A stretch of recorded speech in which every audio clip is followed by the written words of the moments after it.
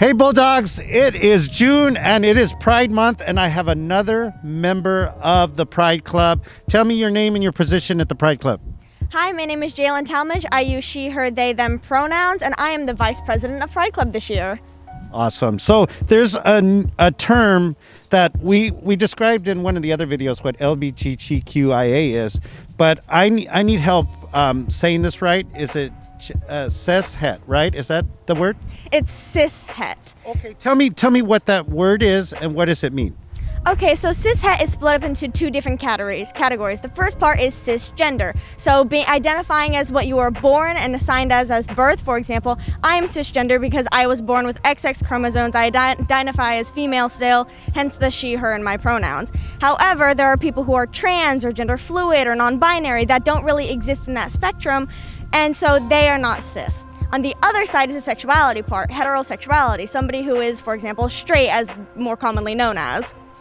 So, because, is it okay to use the word straight, or is it better to use the word that you just said, cishet, right? I think it kind of depends on you personally, because it's just an identifying term for what you personally identify with. Heterosexuality might be the proper term or scientific way, but you don't see a lot of people commonly using that term because straight is the proper thing. Same thing with homosexuality. While that is technically true, people say gay because that's what they resonate more with. So I'm going to talk about the word queer. Okay, when I was young, and this is because I grew up, I'm like 45 years old. So back then, queer was a put down. But now we could say queer is a good catch-all for different sexual orientations, right?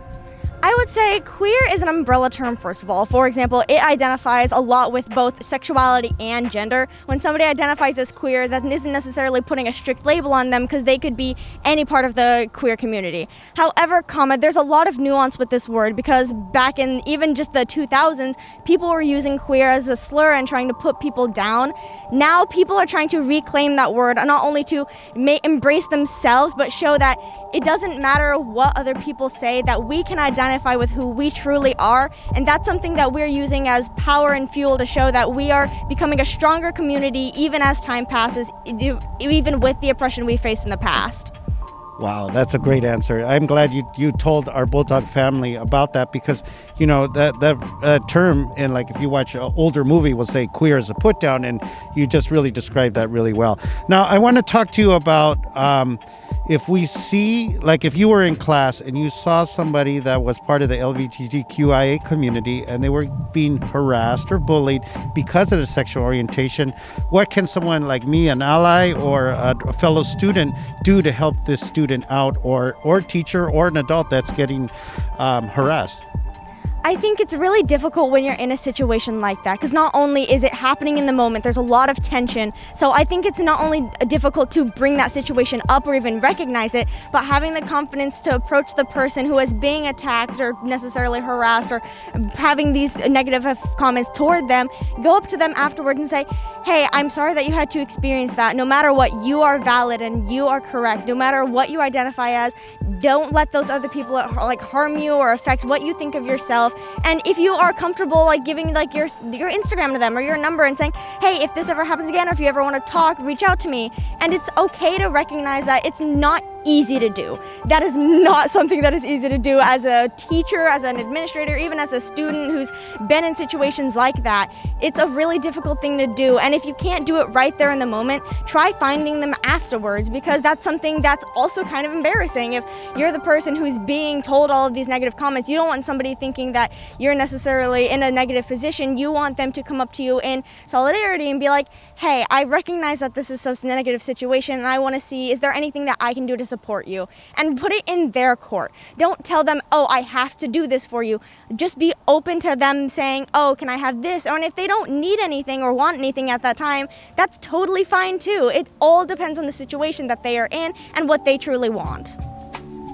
So great advice, and we're going to have information about that at the link below. Last question is that if students that are watching this video right now, family members that are watching this video, if they want to be part of something and part of the LGBTQIA community, what is your best advice to them?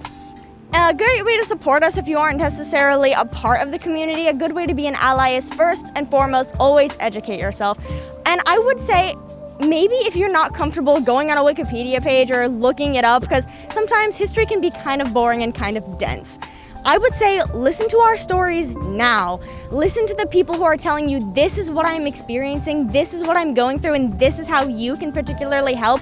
Listen to them, because even if every single person's story is different, there's a lot of overlap, and finding that overlap and advocating for things that can actually cause change in society now is what we really need. Because you can personally make choices and always use the right pronouns, of course, but we can't make true change unless everyone is advocating, because we're a minority group. There are only so many of us in the grand scheme of things, and there are still countries who say we're illegal to identify publicly.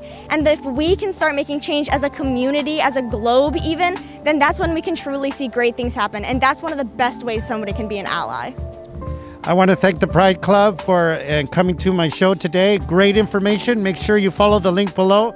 And go Bulldogs! Go Bulldogs!